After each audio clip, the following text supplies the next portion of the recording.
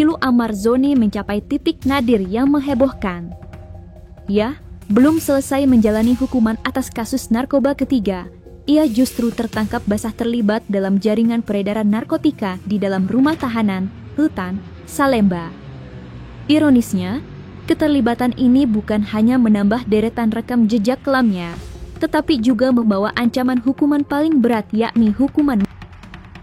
Berikut adalah 5 fakta terbaru dan mengejutkan yang menguatkan ancaman berat tersebut, versi Cumi Top 5.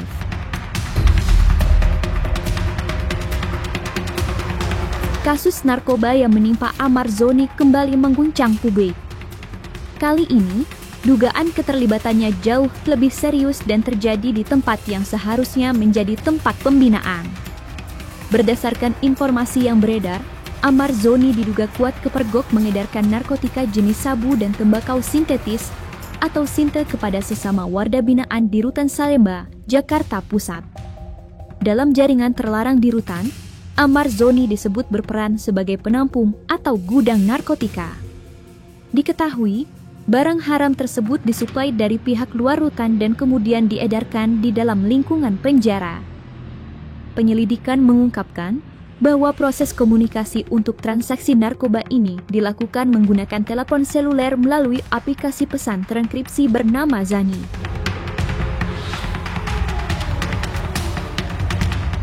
Bisa saya sampaikan perkembangannya itu ketika tanggal 8 Oktober 2025 Kejari Jakarta Pusat itu menerima pelimpahan tersangka dan barang bukti dari penyidik Polri karena berkas perkara sudah kita nyatakan secara lengkap formulir materinya. Jadi pada tanggal 8 Oktober itu kita menerima penyerahan tersangka dan tersangka dan barang buktinya seperti yang disampaikan tadi, tembakau sintetis dan narkotika golongan 1. Itu telah kita terima tanggal 8, sejumlah 6 orang tersangka. 6 orang termasuk diantaranya MAK alias AZ yang dimaksud tadi, tersangka A, tersangka AP, tersangka AM, tersangka ACM dan tersangka MR. Narkotika golongan 1 nanti terkait beratnya berapa itu nanti kita sampaikan di fakta persidangan dasar surat dakwaan kita. Jadi teman-teman bisa lihat di surat dakwaan kita tuh beratnya masing-masing berapa. Kalau sejak kapannya nanti ya di berkasnya, karena itu pokok perkara kami belum bisa cerita sekarang. Karena itu bagian dari surat dakwaan yang yang apabila menjadi bagian dari surat dakwaan nanti akan kami sampaikan ke publik ketika surat dakwaan sudah dibaca. Apakah itu bulan Januari perbuatannya atau Januari diketahui, nanti itu akan disampaikan di persidangan, Mas. Nanti teman-teman bisa tahu detailnya di persidangan. Untuk motifnya terkait motif, fakta perbuatan, siapa berbuat apa, itu nanti seutuhnya akan kami sampaikan di dalam surat dakwaan kita. Itu nanti di hari pertama sidang untuk pembacaan surat dakwaan. Jadi teman-teman media bisa tahu tuh terkait siapa berbuat apanya, motifnya apa, itu bisa diketahui.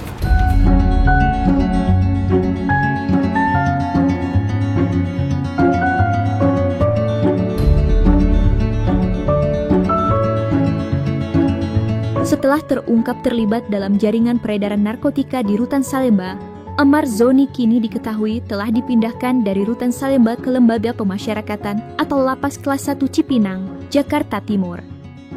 Pemindahan ini menjadi buntut langsung dari terungkapnya skandal di mana Amar Zoni diduga berperan sebagai gudang atau penampung narkoba jenis sabu dan tembakau sintetis di dalam rutan. Kasus ini terbongkar setelah adanya razia mendadak dan penyelidikannya menemukan Amar Zoni dan 5 warga binaan lain terlibat dalam aksi jual beli barang haram tersebut. Pemindahan ke Lapas Cipinang ini juga merupakan bagian dari upaya sistematis Kementerian Hukum dan HAM untuk menindak tegas dan memberantas peredaran narkoba di dalam lingkungan lembaga pemasyarakatan. Amar Zoni kini harus bersiap menghadapi babak baru dalam proses hukumnya, di mana posisinya telah berubah dari seorang residivis pengguna menjadi tersangka pengedar narkoba dari balik jeruji. Untuk penahanan dilakukan di Cipinang, Mas. Di Cipinang. Sebelumnya kan di Salemba ya. Ya. Itu alasannya apa? Ada pemindahan itu? Enggak ada. Memang penahanan kita lakukan di Cipinang. Untuk perkaranya kemungkinan akan kita limpah minggu ini. Setelah perkara kita limpah, kita menunggu penetapan hakim. Setelah kita menerima penetapan hakim, nanti kita akan langsung sidang. Seharusnya nggak lama ya, paling lama 1 minggu.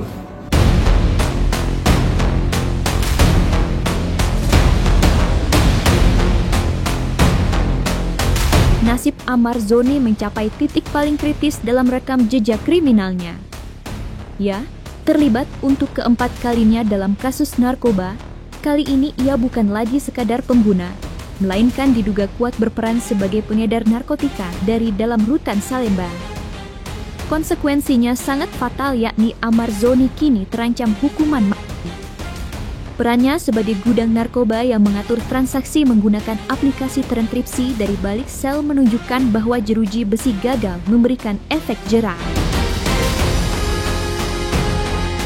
Terhadap tersangka para tersangka ini disangkakan pasal 114 ayat 2, jungto pasal 132 ayat 1, Undang-Undang 35 tahun 2009, atau pasal 112 ayat 2, jungto pasal 132 ayat 2, ayat 1, Undang-Undang 35 tahun 2009 tentang narkotika ya.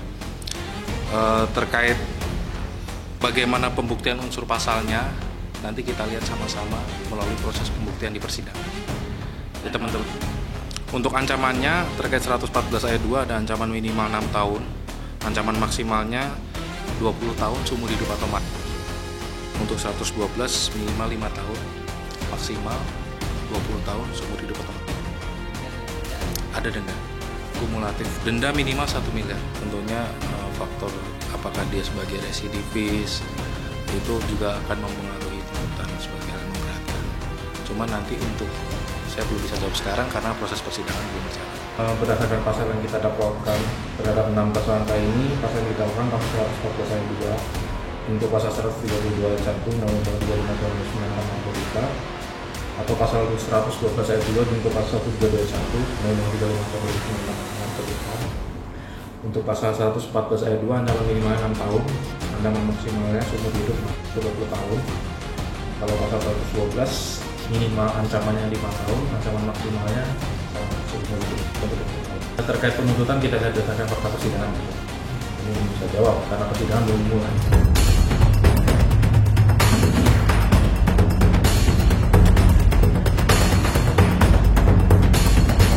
Perbuatan Amar Zoni ini tak hanya menghancurkan dirinya, tetapi juga meninggalkan luka mendalam bagi orang-orang terdekatnya. Seperti diketahui, rekam jejak kelam Amar Zoni dimulai sejak tahun 2017, disusul penangkapan pada Maret 2023, kemudian Desember 2023 yang berujung vonis 4 tahun penjara. Kini, kasus keempat yang diungkap kejaksaan pada Oktober 2025 menjadi penanda puncak kehancurannya. Mengetahui hal tersebut, orang-orang terdekat Amar Zoni pun tampak menyampaikan rasa kekecewaannya. Pusing lah, kecewa, marah. Ya, kalau memakai itu kan bodoh untuk diri sendiri, tapi kalau untuk mengedarkan kan itu jahat untuk orang lain. Pusingnya kenapa bisa setega itu dengan keluarganya. Bagaimanapun kan Amar juga adalah sosok seorang kakak ya untuk Adit dan Panji, ayah untuk Ayah dan Amala. Dia punya tanggung jawab moral gitu. Saya sebagai abang sambung saat inilah sering diskusi mengenai hidup, mengenai bisnis, mengenai ekonomi dan lain sebagainya gitu. Saya berharap juga waktu itu Amar dalam waktu dekat keluar sehingga bisa bersama-sama dengan adik-adiknya untuk berkumpul kembali. Kalau saya tidak menyangka ya, kaget, tidak menyangka, prihatin, sedih, kecewa, marah, campur. Kok bisa dia jatuh ke lubang yang sama sampai 4 kali, itu parah sekali. Yang saya pikirkan cuma satu, dia apa nggak kasihan sama anak-anaknya gitu. Saya kalau melihat anak-anaknya kan masih kecil, butuh sosok seorang ayah. Saya suka nangis kalau lihat anaknya, kasihan gitu, masih kecil-kecil. Makanya saya yang dia butuhkan sekarang ini 2.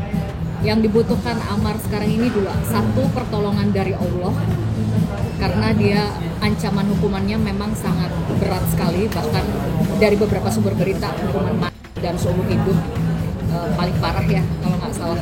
Itu pertama. Yang kedua, kayaknya dia butuh psikiater deh. Dia butuh dokter kejiwaan, karena saya melihat isi otaknya bermasalah, hatinya juga bermasalah. Dia harus mendapatkan perawatan secara medis dengan serius, karena kan narkoba itu kan merusak syaraf otak. bisa jadi ada efek dari situ. Nggak habis pikir tuh gimana Amar kok jatuh ke lubang yang sama 4 kali, itu nggak masuk akal ya. Bagi menurutku tuh, mudah-mudahan masih ada hidayah untuk Amar lah. Aku cuma bisa doakan aja semoga Allah Ta'ala masih beri hidayah Amar, bisa di kesempatan. Karena ini udah parah banget kan, nggak mungkin 4 kali kasus yang sama itu. Orang 2 kali itu, keledainya 2 kali cuma jatuh ke lubang yang sama kan.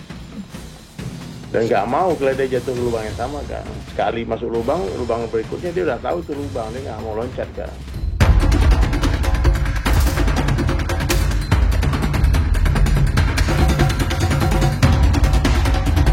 Di tengah badai kasus narkoba keempat yang mengancam hukuman mati bagi Amar Zoni, sang adik, Aditya Zoni, tampil ke publik untuk pasang badan dan membela kakaknya. Ya, Aditya Zoni secara tegas menolak keras tuduhan bahwa Amar Zoni adalah gudang narkoba atau pengedar di dalam rutan Salemba. Melalui pernyataan terbuka di media sosial, Aditya Zoni mengungkapkan bahwa ia dan keluarga sangat menghormati proses hukum, namun ia meminta publik untuk tidak menelan mentah-mentah semua pemberitaan. Pembelaan ini menunjukkan dukungan moral penuh dari keluarga di tengah ancaman hukuman terberat bagi Amar Zoni. Aditya Zoni berjanji akan terus mendampingi Amar Zoni hingga akhir, sembari menyerukan agar semua pihak menunggu bukti dan fakta yang akan terungkap di persidangan, bukan hanya berasumsi dari opini yang beredar. Sikap Aditya Zoni ini menjadi kontras terhadap narasi kejaksaan yang telah melimpahkan berkas perkara dengan dugaan Amar Zoni menjadi penampung narkotika di rutan.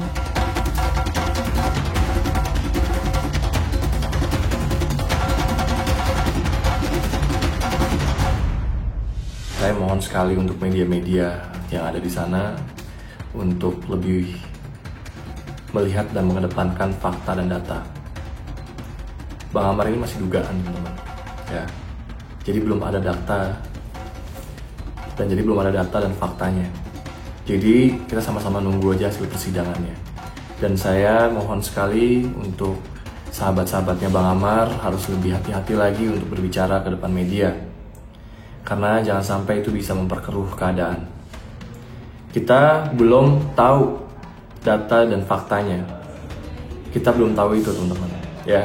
Jadi saya harap teman-teman di sini juga mengerti, harus melihat ke dua sisi, jangan hanya melihat ke satu sisi.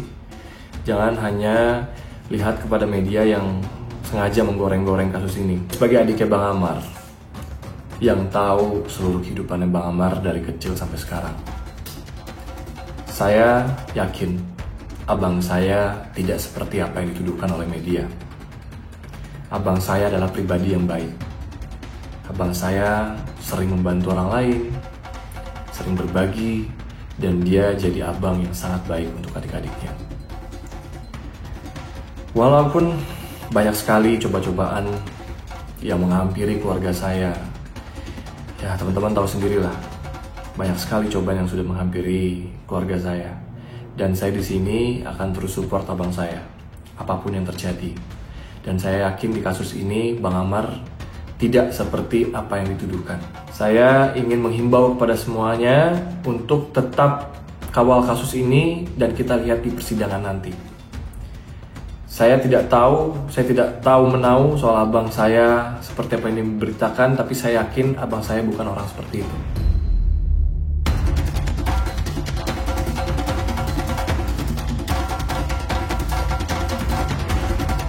Dan jangan lupa untuk like, subscribe dan juga share channel YouTube Cumi Cumi.